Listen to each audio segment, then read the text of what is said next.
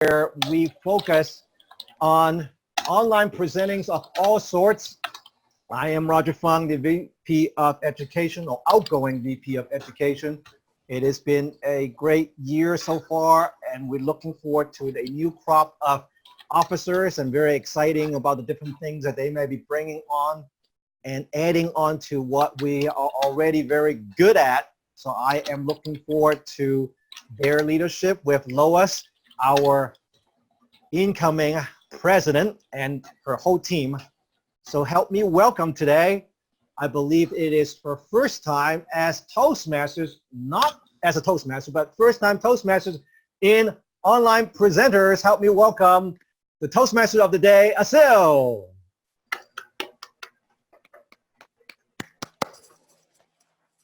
Thank you, Roger. Good evening, good afternoon, and good morning, fellow Toastmasters and dear guests. It is my pleasure to serve as your Toastmaster of the day. As the great writer George Eliot said, it's never too late to be what you might have been. So the theme of the day is, when I grow up, I want to be. You know what I want to be when I grow up? I want to be the best evaluator like Jim Barber. Yay! But seriously, it's never too late. So let's have fun today. Who else makes our meeting great? We have audience, we have our speakers today, our helpers, of course. So I am going to start with our timer. Nick Lahani, can you explain how are you going to help us today? Nick? Thank you very much, Madam Toastmaster. It's a great pleasure to be a timer today. And what the timer does is make sure that we all respect each other's time. And it's one of the things that we actually all have plentiful of, but we've got to use it wisely. The prepared speeches today are all 5, 6, and 7 minutes. So at 5 minutes, I'm going to put the green light on. You can see from my background. At 6 minutes, it's going to be yellow. And on 7 minutes, it's going to be red. And then at 7:30, I'm going to actually go back and forth and do lots and lots of flashing, as it were.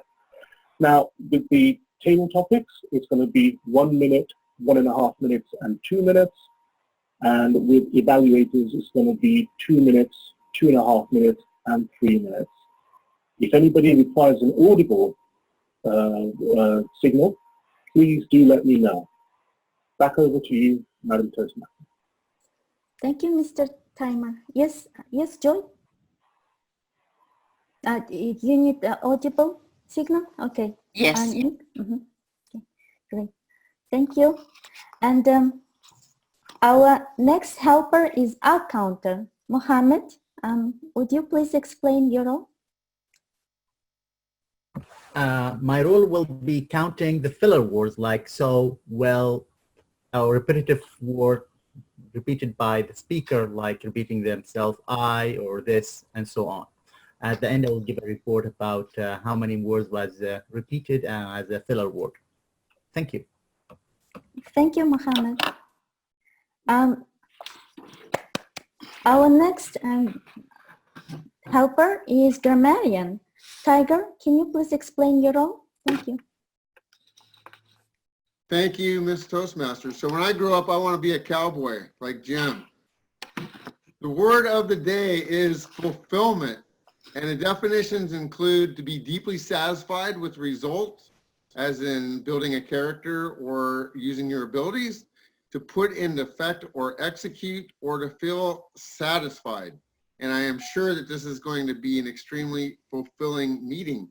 I'm going to be looking for examples of language, good examples, hopefully mostly, and if there's any extremely poor language usage, I'll point that out. Hopefully that won't happen. Thank you. Thank you, Tiger. So please use the word of the day, fulfilling. And our next helper is watcher. Elaine, please explain your role. Thank you. Hi there. So since we're all here in this online forum where our visual presence is so different than when we're standing in the same room, I'm going to be watching the frame with which everyone is being present. Speakers, attendees, how's our lighting? How are we framed? How are we gesturing as we're being a part of the meeting? And I'll give a report about that at the end of the meeting. Thank you, Asil. Thank you, Elaine. So our next helper is chat monitor, Sibyl. Please explain your role. Thank you. Hello, I'm the chat monitor. My introduction is from a store that went out of business recently. It's from Toys R Us. And it basically, their tagline was, I don't want to grow up, I always want to be a kid. And so that's how I feel about growing up. My role today is to watch the group chat.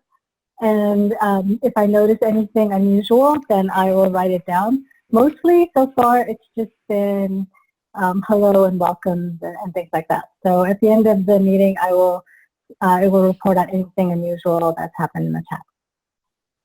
Thank you, Sibyl. So our next helper, vote counter. Dagmara, please explain your role. Thank you.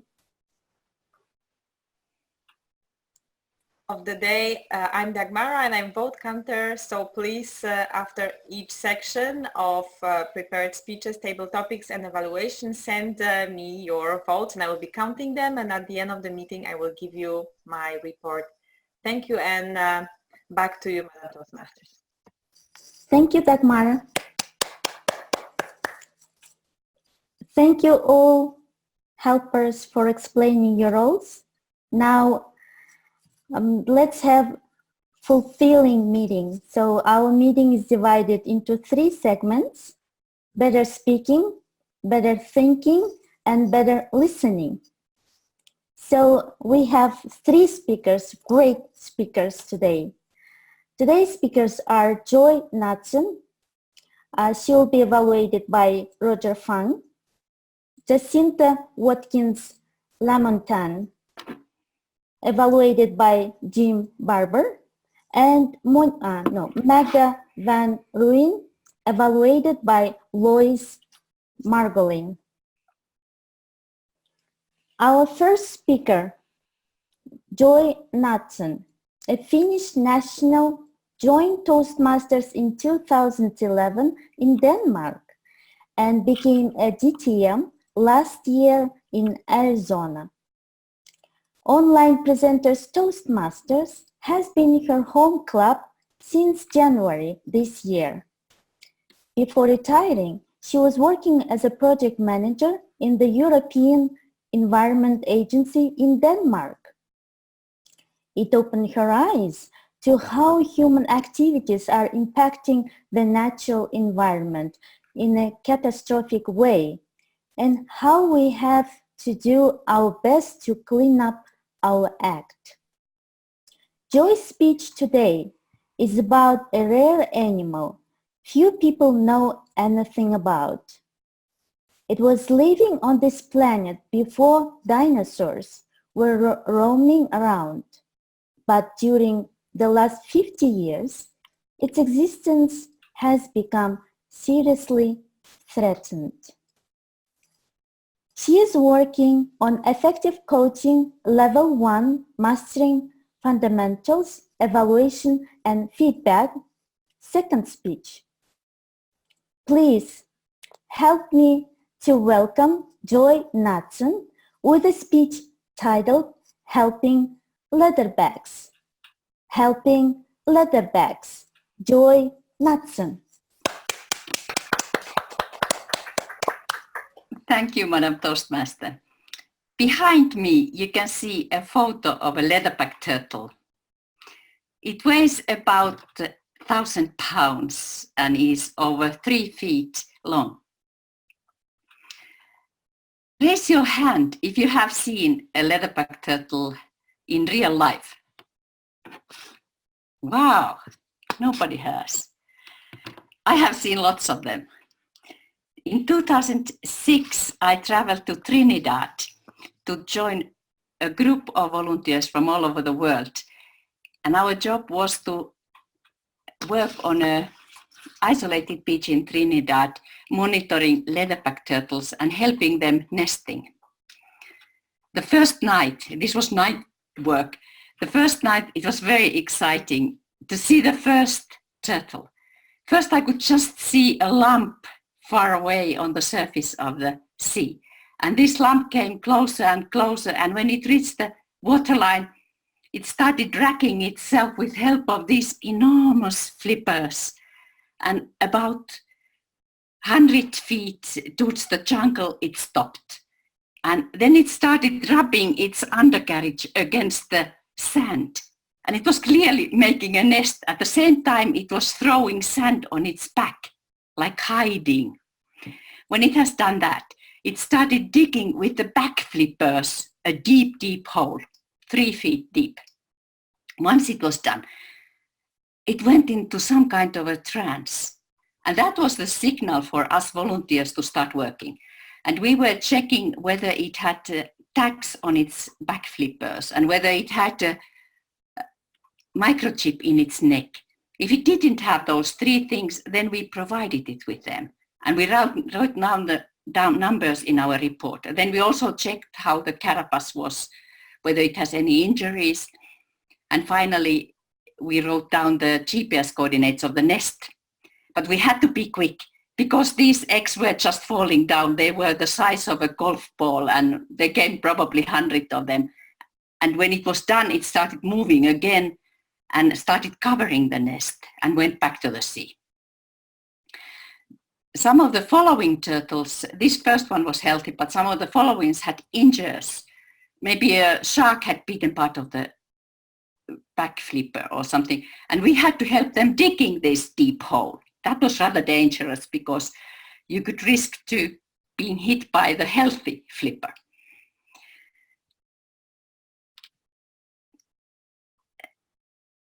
But once I had a chance to work in the morning shift, which was much easier because that was the time when the little turtle babies came up from the eggs and started hurrying towards the sea. Some of them, they were stumbling and falling on the back, and then we had to turn them around, or some of them we just took into the hand and carried to the sea. But what we couldn't help them with was that there were sharks waiting for them. And only few of them managed to get through the shark barrier. These are the natural dangers leatherback turtles can have. But what is much bigger danger for them is us humans. And the population of the leatherback turtles has decreased enormously during the last 50 years. The biggest threat is commercial fishery and hotel construction on the nesting beaches, and then finally all kind of plastic pollution in the seas.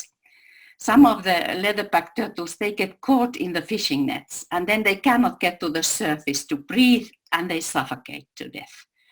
Some of them, they eat plastic because they have very bad eyesight like many turtles, so they cannot see difference between jellyfish and plastic, and their guts are filled with plastic and they die from starvation.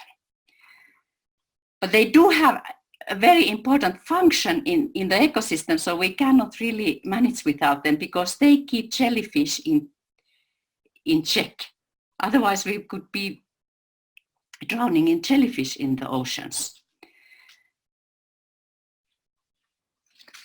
These leatherback turtles, they are amazing animals because not only they are huge and very old, since from the time before dinosaurs.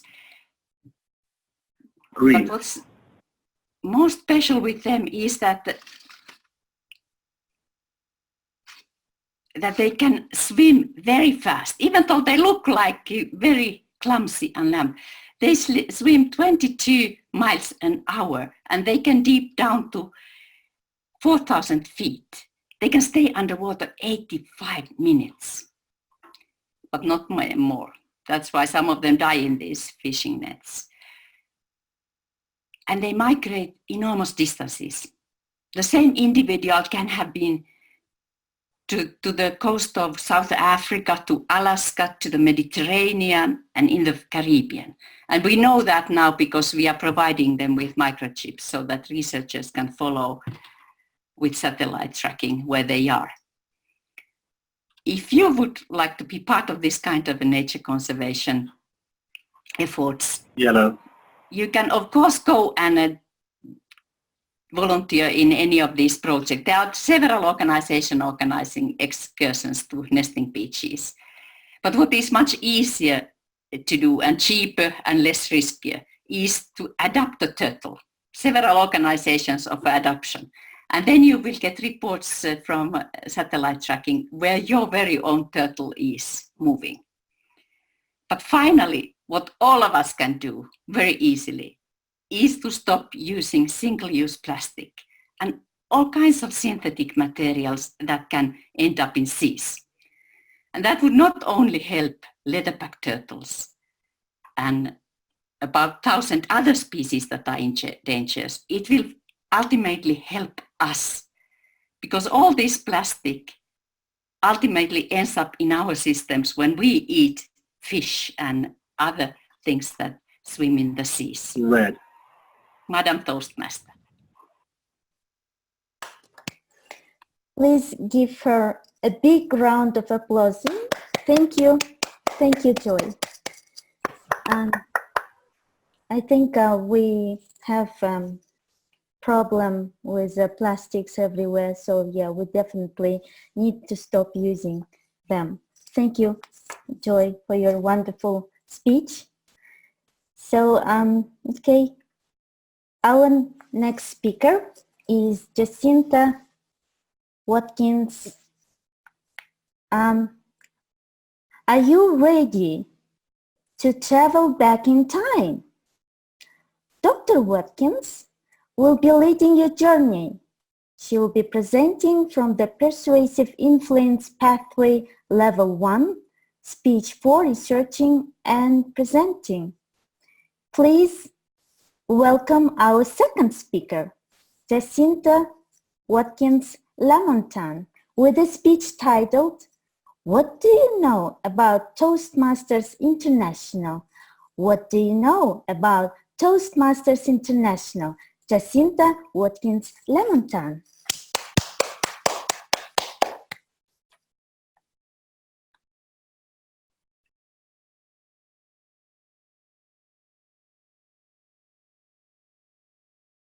You need to unmute yourself.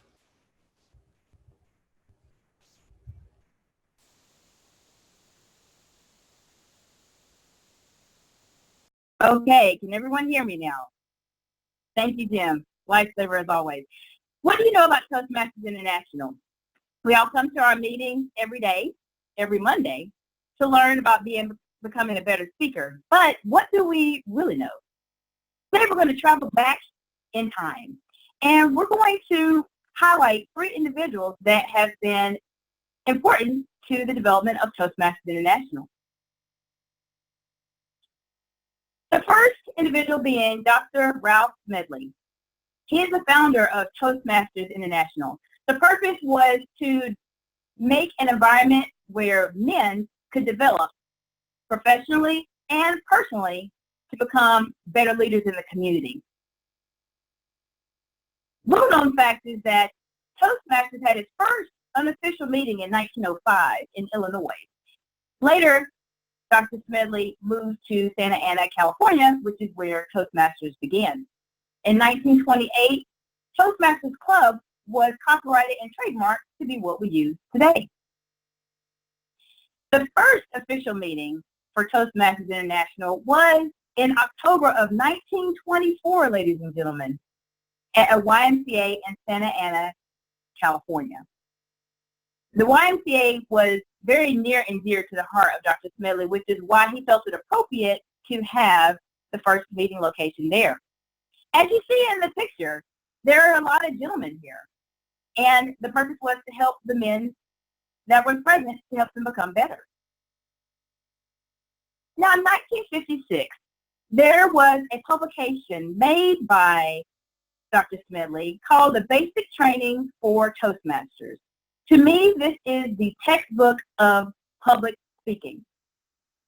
There's a few excerpts that I would like to share so that we all can reflect in terms of what we were supposed to learn as Toastmasters from the speaker himself. In a word from the author, I quote Dr. Smedley, "Anyone who will follow through the project as outlined can gain results and improvement beyond your highest expectations, provided that he continues to practice." Another excerpt, "How far you will go beyond the basic work of this book will depend on you. Be you rest assured that there will be endless opportunities to advance in skill and personal development. Think of the club as your laboratory and use it for your self-improvement." We all deliver speeches, and I'd like for us to reflect on the following words. When you are delivering your speech, whether here or at your brick and mortar club, from Dr. Smedley himself, the excerpt goes as follows. "The best position for a speaker is an easy but positive and erect stance. Place both feet firmly on the floor, no more than a few inches apart, and avoid rocking and rising on your toes or twisting or wavering the body. Do not lean on the table or chair. Stand as tall as you can and allow for reasonable freedom of movement while you're speaking. Make sure in advance that your clothing is properly adjusted, and then forget it. Be sure to have no distracting ornaments on your lapel to attract attention away from your speech. Just before your name is called, take a few deep breaths.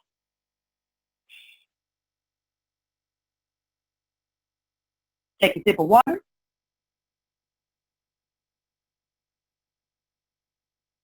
And rise. Rise to the chairman and to the audience. Pause for just a second. And then plunge in. Your first sentence must wake them up and make them listen. And your first paragraph should clearly introduce your subject. What are your thoughts as you reflect on those statements from Dr. Smedley? There are other individuals who are very important to the development of our organization.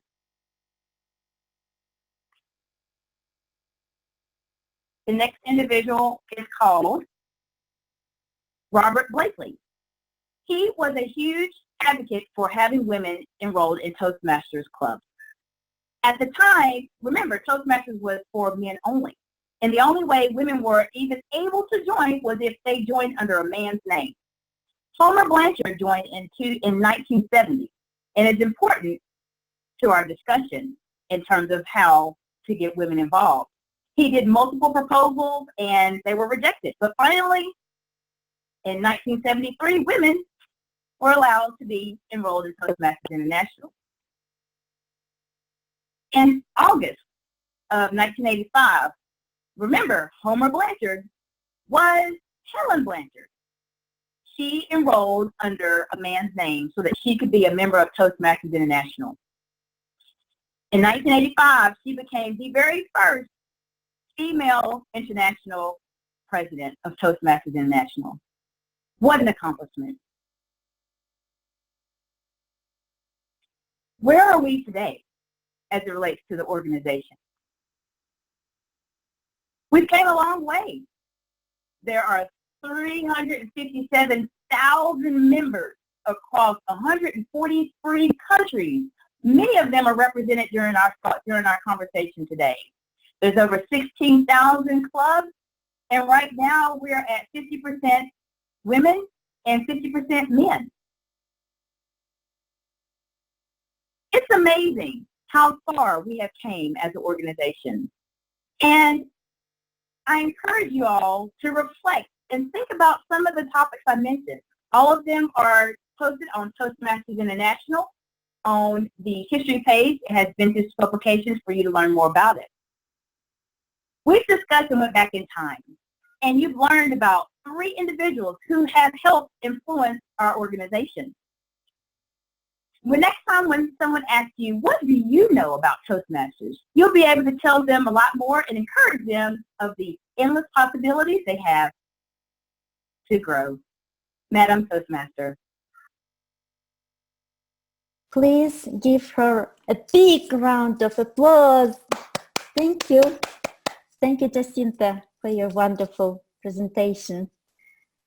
You know, Toastmasters changed my life. Not only it is helping me to become a better speaker, better communicator, it also changed my personal life. So I'm so happy to be Toastmaster.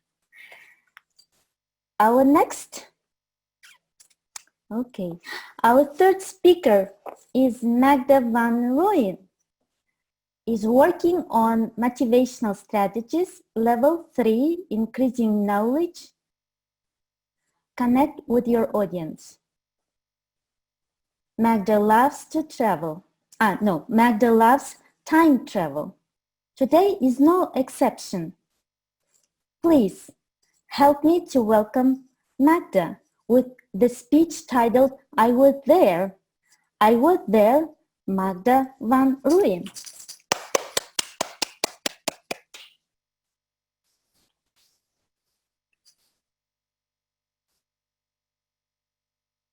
Magda, we can't hear you. Unmute.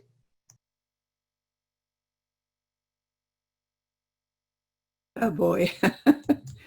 Good. I was there. It is the mid-19th century. It's a small, dusty town on the frontier. And the sheriff is extremely busy. All kinds of road problems are popping up in his patch. He's constantly shooting down vagabonds. It's long past his retirement time, but he's got other pressing things to do. He's a handsome man with the looks of Roosevelt in his younger years. He's wearing round glasses, the pince nez style, just like Teddy. But unlike Teddy, he's slender and he's looking like nothing in life can disturb him. But we know that's not true. Touch any people in his town and you'll get the full force of his anger. His medium-ish sort of anger is when the values in the town were breached. When relationships were involved, he had a really light touch, and he was such a beloved man, so much so that the townspeople find it hard, really hard to replace him.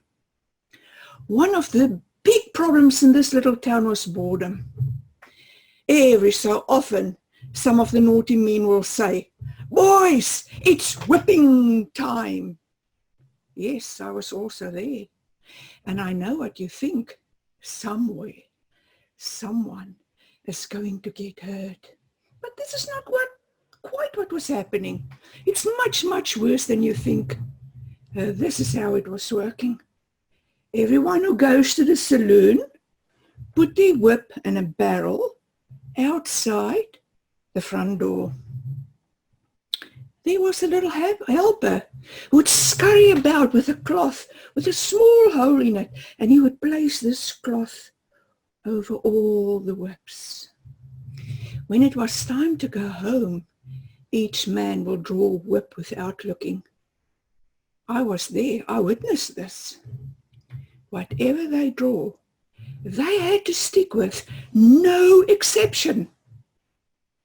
The meaning of this was that the husbands and wives were getting switched for a night of passion. The sheriff did not like this one bit. He tried all kinds of things to stop this behavior without any success. One night it was like this again. At the end of the night, the sheriff was outside in front of the barrel with blazing guns, with a stern warning. Anyone who touches the barrel tonight is going to get it. At first, it stayed still. Then in the quiet night, we hear a horse flapping its lips.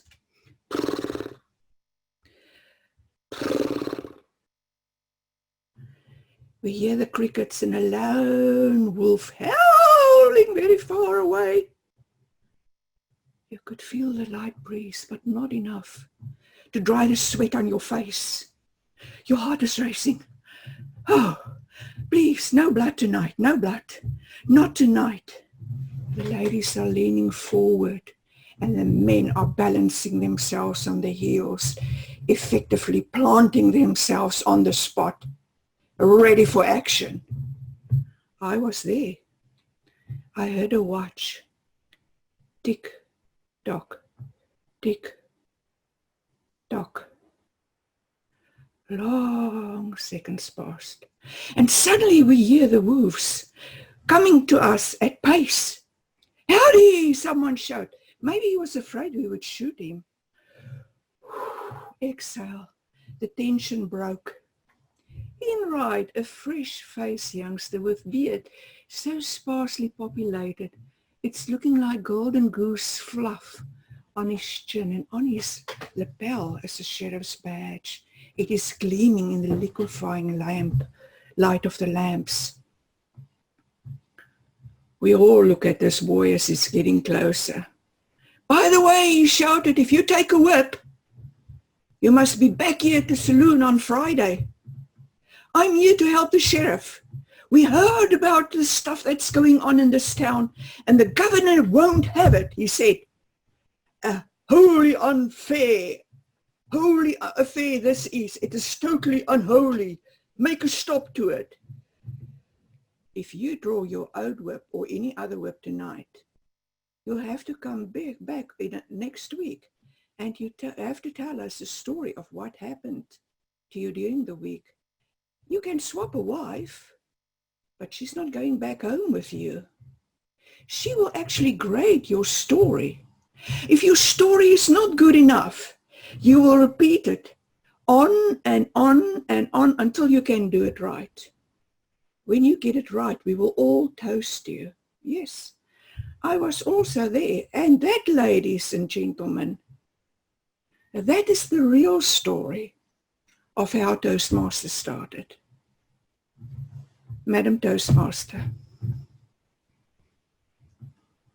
Please give her a big round of applause. Magda, I really enjoyed your story. You are a great storyteller. I learned today about vocal variety as well, how horse makes sounds, everything. Thank you so much. And please, I forgot to tell that you can give your feedback on the chat box. Just send to everyone what you think about our great speakers' speeches today. So, Mr. Timer, Nick, may I please have a timer's report for our speakers?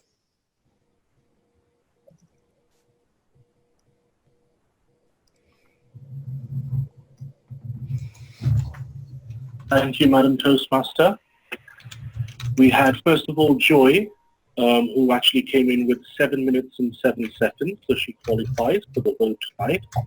And then we had Jacinta with 7 minutes and 25.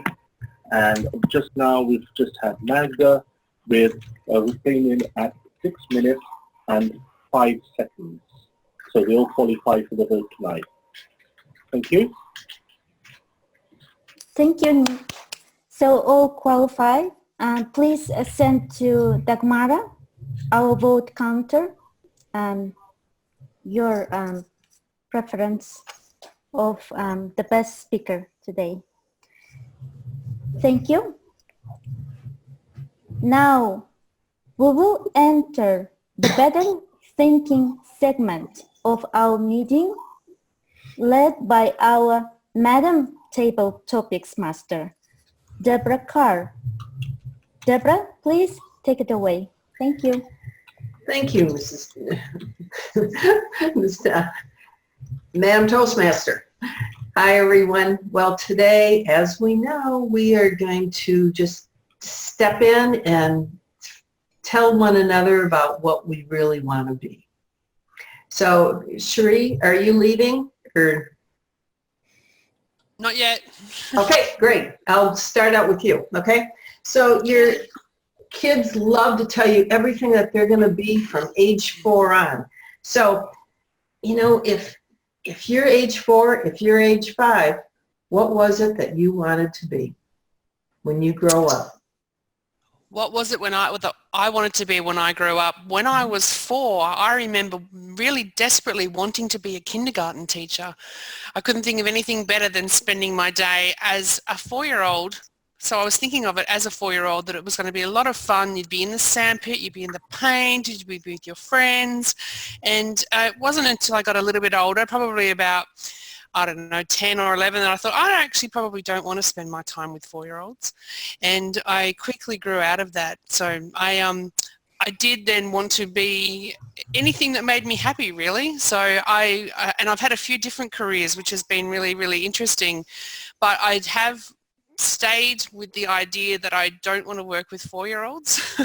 I don't have a lot of tolerance for other people's children. And that probably comes from the fact that my own children are very well behaved and I have very good manners. So when I see other children that don't have good manners, I don't cope with that very well. So being a kindergarten teacher would not have been a great career move for me. At the moment, I'm now working in road construction with the State Roads Department. So I find that very interesting and I'm enjoying that a lot. Thank you. Thank you. Moving on, things are continually always changing. So Marilyn, you're at age 12, you're tired of Barbies, you're tired of playing pretend, that's until you get about 20. Anyway, so you've outgrown that. What are your thoughts? You know, what do you want to do next? Well, do you hear me, folks? I'm yes. sorry. Mm-hmm. Okay. So when I was 12, thinking back, I wanted to be a nurse back then. My mother had a friend, a really close friend that was a nurse at the time. And I thought the outfits were pretty cool. Not only that, but she took care of people, the sick, and I thought that was just a very nice thing. I did become an EMT eventually when I grew older, and then I actually changed mind, and now I'm a computer programmer, a tech architect. So I've evolved to computers, I guess. Thank you. Thank you. So Mohammed, you're age 18. I can't remember if you were here in the United States or not. You're from Canada though, right? Regardless. Right. Okay. Age 18 here in the United States is approximately the age that you graduate. So at age 18, if you'll think back, were you going to go to school, a trade school, to college? Were you going to work and leave home? What was your goal then that you were going to do because you were getting older? That's very interesting. I was born in December, so I was 17 when I graduated from school. Yeah, I remember it was a difficult time to decide which way to go. There were several options: science, university, college, trade, or take a year vacation, travel around. My dad was more interested that I go to science, so that was the way to go. A degree in science. Worth doing, and I didn't regret it. Thanks. Good choice. Thank you. So Deborah, it's age 27, you're into adulthood, you're looking at it and go, man, this isn't what I thought it was going to be. College is over, you're working that first job or whatever you're doing, and it's like, uh-oh, now what? So maybe set some goals of the next phase of what you're going to be or do. Tell us about that. That's it's interesting that you asked me that at age 27, because at a teenager I decided I wanted to be a nurse. So at age 27 I was still a nurse, thinking, why did I decide I wanted to be a nurse? And so I've been a nurse for pretty much all of my career, but I shifted from bedside nursing to management, administration, teaching, doing different things, because I realized as I got older that the buzzers and the bell calls, and if one day I was at a nurse's station and somebody buzzed me, and I said in my head, if she buzzes that one more time, that's when I knew I needed to make a shift and do something different. So I started working in healthcare policy, which is what I'm doing right now. Thank you. So we have Antoinette, middle-aged, moving the scale a little bit further. What are your goals now as you move forward? We need you to unmute. I am at middle age right now, so I think that you have the head on the buzzer. Yeah, you have the head on the buzzer. So right now, I recently graduated with my master's in psychology, and I always wanted to do lecturing at a tertiary institution. I'm also looking forward to my retirement, possibly next 5 years or so, and still continue along those lines, as well as teaching Sunday school, of course being involved in Toastmasters, and doing my little aqua aerobics. So all those activities are what I would continue to do at this age in my 50s. Thank you. Back to you, Toastmaster. Thank you. One more? Do we have one more, Roger? How's it look? Okay. Good, Roger. I'll just call on you or Elaine. Who wants to jump in? Roger, let's grab you, all right? You're there, you're older, you're ready to go, and you're designing your bucket list. Tell us about your bucket list.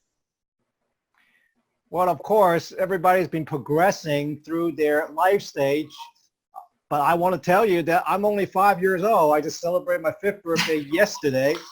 So the idea of a bucket list is completely foreign to me. Good. But I would go ahead and venture to guess. If I would have had a bucket list, what would I do? Well, first I got to go grab Joy and go do some volunteer work. Because she says that, hey, I got to do something about this because we need to save those leather bags. And then while I'm doing that, might as well save the whole world. So I'm going to go around and collect all of those one-time use plastics out of the ocean. And by then, of course, I think I could be a good friend, if not the best friend, of Joy. And then I would travel down under. I'll travel down under because we have in Magda one of the best storytellers I have ever met. If I have a book, she's doing my book on tape because she's going to be reading that book, and that's the only reason why someone would buy my book. Now, after I've gotten my book out with Meg that's talking about it, I would make a round trip and come right back to America because I need to go talk to Jim Barber because I've always wanted to be a cowboy. Have you ever seen a Chinese cowboy before? Bet you haven't. If it's not on your bucket list, you better write it down right now. Back to you, Madam Table Topic Master. What fun. Thank you, everyone. This is absolutely great. If you will, please send Dagmara your vote for Best Table Topics person. That would be great. And do we have, what else was it? This table, and the timers report, please, if you'll put that in the chat, plus if you'll tell us. Thank you, Table Topics Master. Everybody qualifies. I put the actual times in the chat, so you can actually vote for. You can actually vote for Sherry, Marilyn, Mohammed, Deborah Spears, Antoinette, and Roger. So you can vote for one of those, and please send the votes to Dagmara. Thank you. Thank you, and I turn this, and Andy Byrne is ready to step up as general evaluator. Thank you, Deborah, for those interesting and related to the theme questions and responded for your fulfilling responses. So now we will enter the third segment of our meeting, better listening. And because Andrew's connection is on and off, so this segment will be led by our Mr. General Evaluator, Roger Fung. Please, Roger. I'm still here. Okay, Andy, you're still here. So Andy, take it away as the General Evaluator. Okay, as General Evaluator, my role is to make a comment on the meeting and also to introduce the winners that were counted up by Dagmara, as well as to bring on the grammarian, the watcher, the eye counter, and the chat monitor for their brief representations and reports and fulfilling all of my requirements as the General Evaluator. First off, let me bring up the grammarian and talk about fulfillment. Andy, order of business real quick. Let's have our speech evaluators first. Absolutely. The first speech that we had was for Joy, and she's being evaluated by, who do we have here? Elaine? Me. Yeah. Roger. You, Roger. Okay. So Joy from Denmark, now living in Arizona, is going to be evaluated by Roger. Thank you, Mr. General Evaluator. Joy, the one thing that I saw in your speech is that you are indeed a very well-rounded speaker, a very well-rounded presenter, and you represent well as a DTM. There are a couple of things that I would suggest. Is that number one, as a fulfillment for your speech today is part of doing a research and presenting. You have done some research in terms of telling us a little bit about the letter bag, the topic at hand. It would be nice if you would give us a little bit of the reference in terms of where did you get those research, who says what, so that we have a little bit of a context in terms of where are those research coming from. So that's suggestion number one. Suggestion number two would be framing, and that is the physically framing the picture. Now, generally speaking, when you look at everybody right now, we generally would put the person in the middle, but because you have some very interesting images in the back, it may make sense for during the speech that you actually go off center so that you can show your nice images on the side, and you might even want to change it. That's up to you.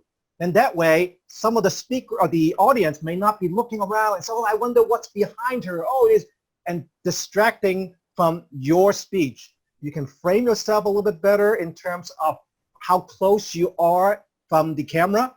Your camera might have a software that gives you a little bit of zoom, and you can go pull back and forth so you don't have to physically move. If you can go ahead and make some of those changes in those two areas, I believe this speech will be even better because, number one, you are very good at catching your own R. A number of times you're about to pause, you're about to say but you caught yourself. You just went blank, paused before you thought about the next item. Number two, you have a lot of passion in terms of the topic at hand. And you use that passion into your vocal variety where when you said something like 85 minutes, and you made those stresses that really push the diversity of where you were before versus the points that you want to highlight. You gave us why we should care. You told us what we can do at the end of how to make this better. And one little thing that was kind of nice that I didn't think about was that because you have glasses and there's a glare on your glasses, I cannot tell where your eyes is. So maybe you're staring right at me or maybe staring out in the sky. I cannot tell. So maybe that's one way to hide our eye contact well on online speaking, because a number of us has been struggling in terms of where do we put our eyes throughout the meeting. In summary, when you're doing a research and presenting project, make sure that you do some references so we know better as to where those data are coming from. Frame your speaking, your physical framing a little bit better, and continue to speak like a DTM.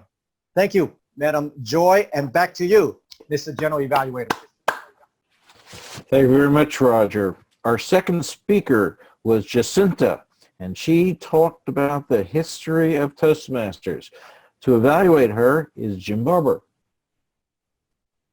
Howdy, Mr. General Evaluator, my fellow Toastmasters, our guests, and especially Toastmaster Jacinta Lamontan.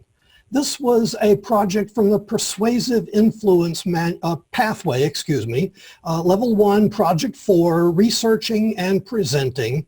What do you know about Toastmasters International?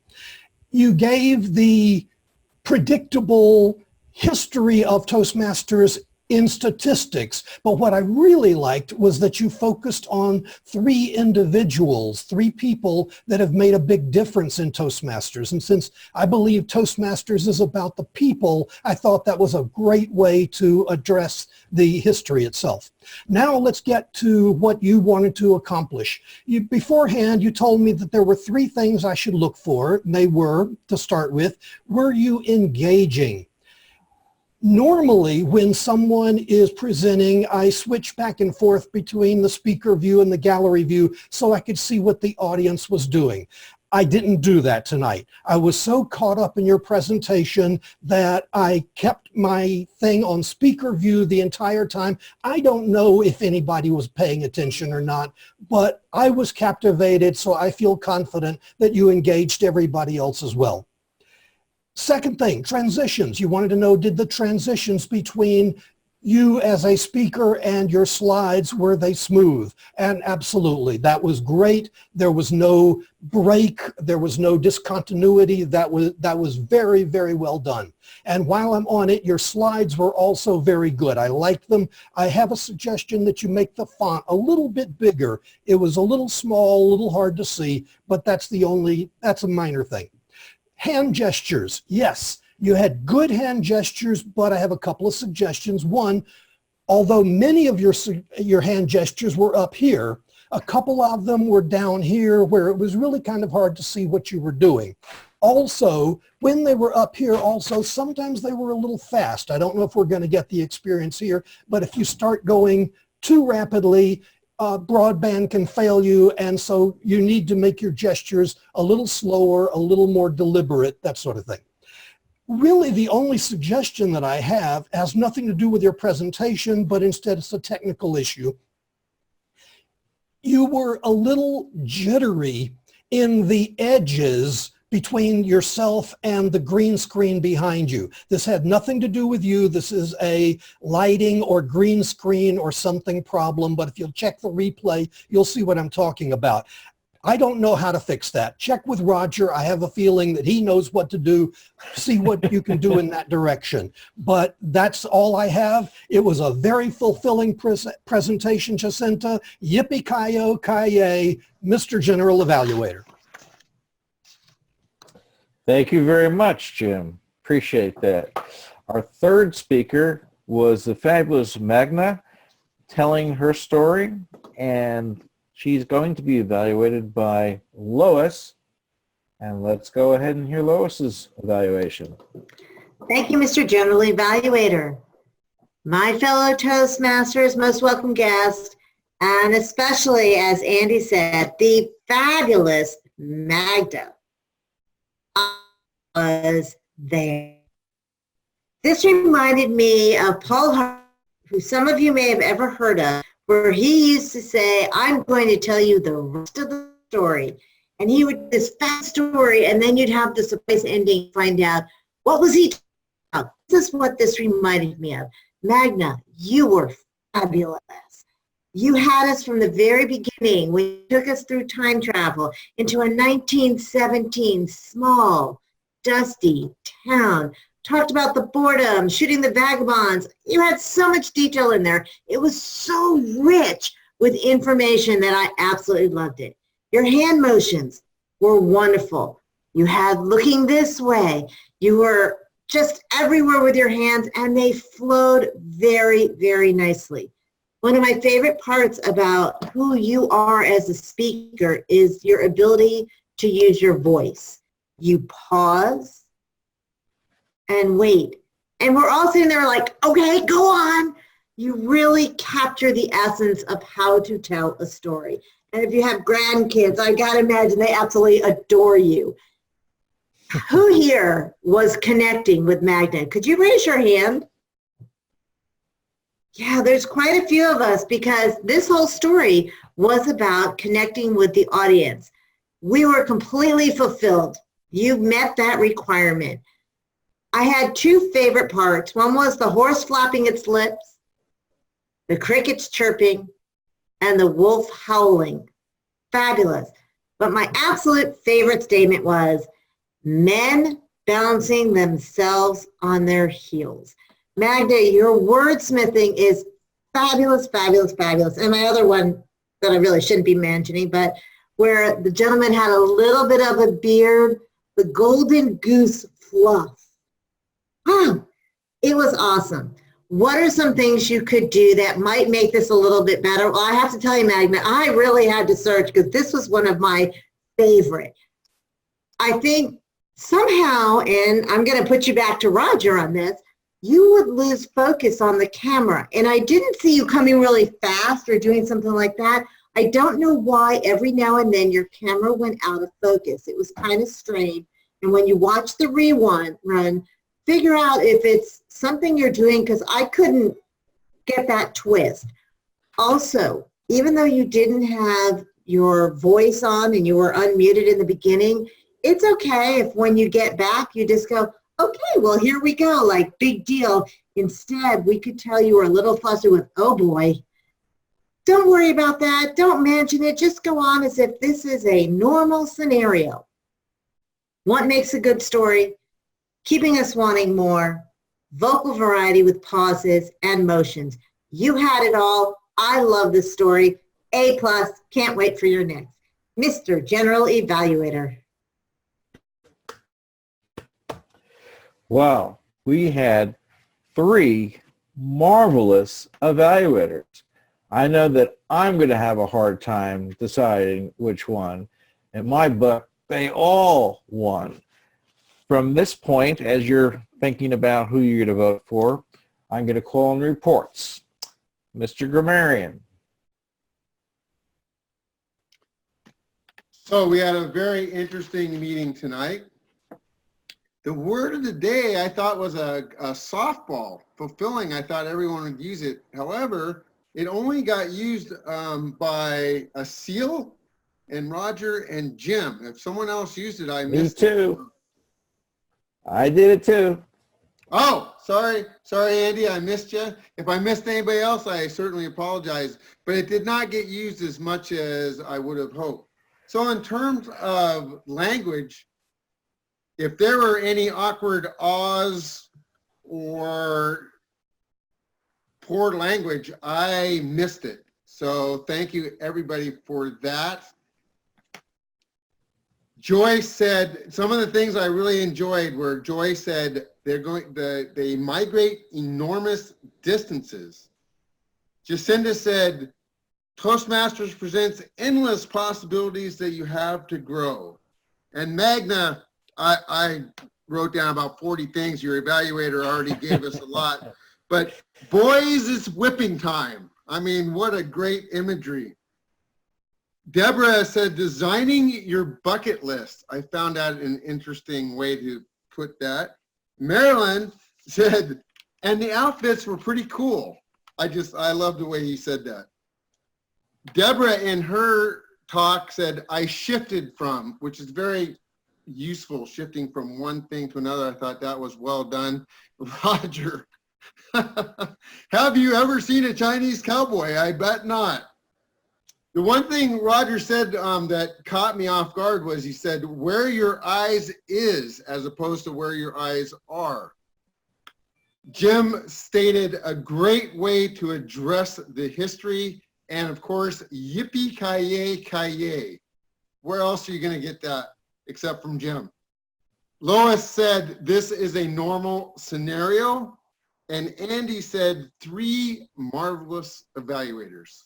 Thank you very much, Mr. General Evaluator. I'll give it back to you on that note.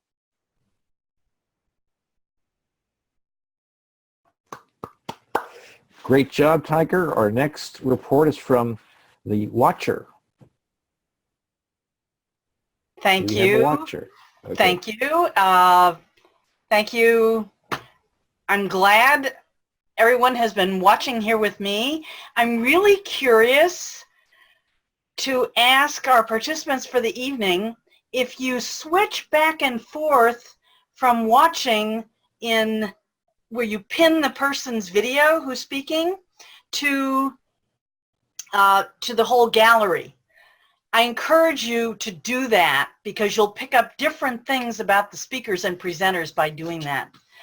Given that, I would first like to address Speaker 1, Joy, and compliment her for responding to feedback from a recent speech where she was encouraged to, use an interesting background that related to her speech, but then keep herself fully present so we could really capture her passion. She did that well tonight. So kudos to you, Joy.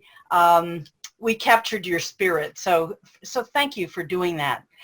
Next, I would like to congratulate, some of our new members who are here, who are good examples of experimenting with this online presence.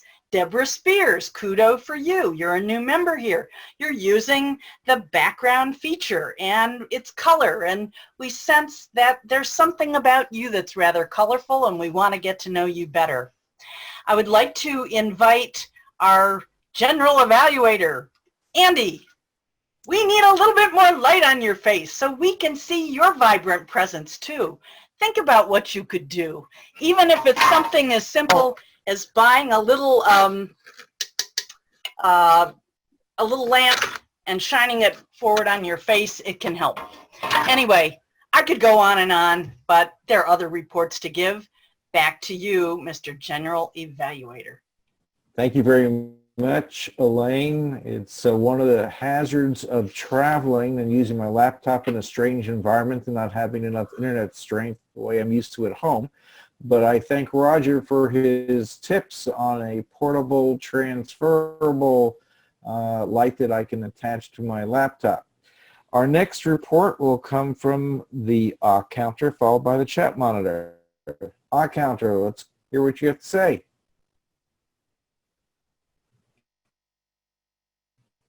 Do we have an counter? I listened carefully to all pause filler word, but unfortunately I couldn't find anyone. Maybe I did when I spoke. Everyone, just say everyone used the pause's silence better than using a filler word, and they did very well. So I haven't been able to count any filler words today. Thank you. Thanks for listening, Mohammed. Our next report is from the chat monitor. Hello, this was my first time doing the chat monitor, and it was pretty quiet most of the night. The timer gave the time for every speech and the table topics, and I thought that was really handy for us as we're voting. And other than mostly just some table topics comments and how good Deborah did such a good job with, and then at the very end just some banter, but mostly it was pretty quiet tonight. Okay, thank you very much. Dagmar, can you just tell us the results of the 3 votes that we did? Yes, I can. And then for the best speaker today was Jacinta. Sorry for my pronunciation. Best table topics, Roger, and best evaluator, Jim. Congratulations. Bravo. Fantastic job. My evaluation for the meeting is as follows. 1, everyone did a fantastic job. The meeting started on time. A lot of people entered the room as early as 5 minutes after 7 and had a chance to work out their technicals, slides with Roger and others. So we did a good utilization of our pre-meeting meeting. We started on time with our discussions. We had 3 fabulous speeches. It was worth coming to meeting just to hear the 3 speeches. And then on top of that, the whipped cream on top of that was the evaluations. They were fantastic. And you learn to be a better evaluator just by listening to the evaluators that we had at this meeting. I don't have any recommendations other than to always do your meetings with a high-speed internet, because it sucks when you're using a tethered phone or a weak internet. You keep getting these flashing messages that say your internet is unstable. Well, not to be unstable any longer, I'm going to turn it over to our Toastmaster of the day. Thank you, Mr. General Evaluator Andy, for leading this segment. You did really good job. And thank you so much for making this meeting fulfilling. And it has been a great pleasure serving as your Toastmaster of the day. It was actually my first experience at Online Presenters. So, and I hope you have enjoyed the meeting as well. I shall now call upon our presiding officer, Roger Fung. Thank you. Thank you. Let's give Asel a big hand for her work today. Of course, a lot of the work that she does, or any of our Toastmasters of the day does, is behind the scene of getting everything ready. Let's hear very quickly from our couple of visitors for today. Cherry, I know you have to leave soon. Would you give us your feedback of what you saw, good, bad, or ugly? Oh, it was fabulous. Thank you so much for having me here this morning. I've just joined a club here in Western Australia, which will be having a lot of online meetings. So it was suggested that I come along to this meeting to see how well it's done, and it's been very good. One thing I would suggest, though, I actually didn't know how much time I had to speak with the table topics, because it wasn't suggested at the start how long I had, and that may be something that you know as a regular member of the club, but I think for visitors it probably needs to be just stated how long we have. But I thought it was fabulous, and I like the idea of the watcher and the vote counter and the chat monitor. So thank you very much. Well, thank you very much for your suggestion, and it is a good reminder, because even though we started this club with majority of the people from North America, as our club has grown, it covers all over the board. In fact, I am sure that at any one of your own district, every club might do things slightly differently. Therefore, at various times, a quick reminder of what this segment is, what's the time requirement, would be very helpful. With that said, let's bounce it over to Marilyn. What you thought, now that you've been away from Toastmasters a little bit and you came back and here you are in Online Presenters. I am excited and I am glad to be back, and I thank every single one of you for allowing me to visit and sit into your club. I am really excited. I loved all the storyteller and the different speeches that were given today. Really great. So I am looking forward to joining again. Excellent. Love to have you come visit. And our VP of membership will be in contact, and if you have any interest or questions about joining our club. We always want to make sure that nobody leaves our meeting without saying a few words. So our president, Mr. Jim Den, would you please say a few words? Yes. Well, I came in late, but I got in the middle of Jim Barber's evaluation. So I heard half of his evaluation or most of it and the next evaluation by Lois. It sounded like we had some pretty good speakers. I had to work a little late tonight because we were prepared. So I wasn't able to make it, but I was able to get in here in that time. I'm glad to see some guests. It's always good to see guests, and I hope all the guests will come back, and I hope to see some of you join. Sounds like Marilyn definitely wants to join. We're glad to have you. The year's coming to an end. So I'll be relinquishing my role as the president of this club over to our new officers within the next few weeks. And it's been a fun year, and it's a fantastic club. And I hope the success of the club continues this next year, and I'm sure it will with our new group of officers. I'll give it back to you, Roger.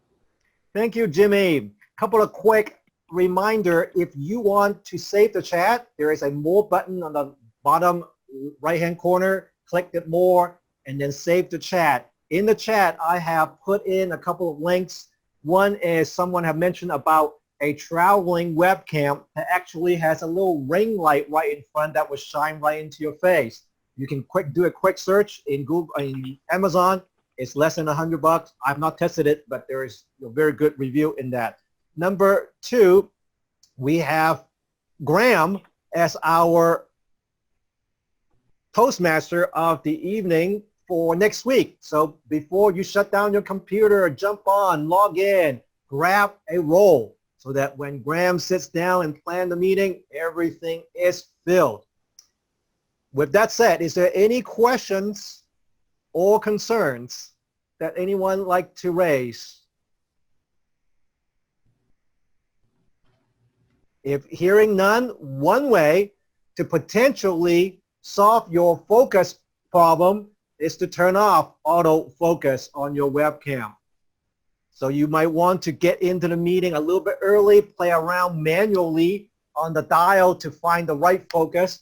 Therefore, the software will not try to refocus you so that even when you move, you may go out of focus for a split moment, but you will not have that fuzzy look. So that is one way to do so. With that said, Joy, you have your hands up. Did you want to say something? Please unmute yourself. Yeah. I couldn't find the autofocus. Where is it?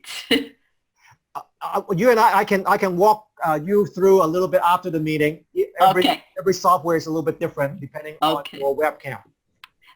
With that said, any other announcements from our officers? Hearing none, our meeting is officially adjourned.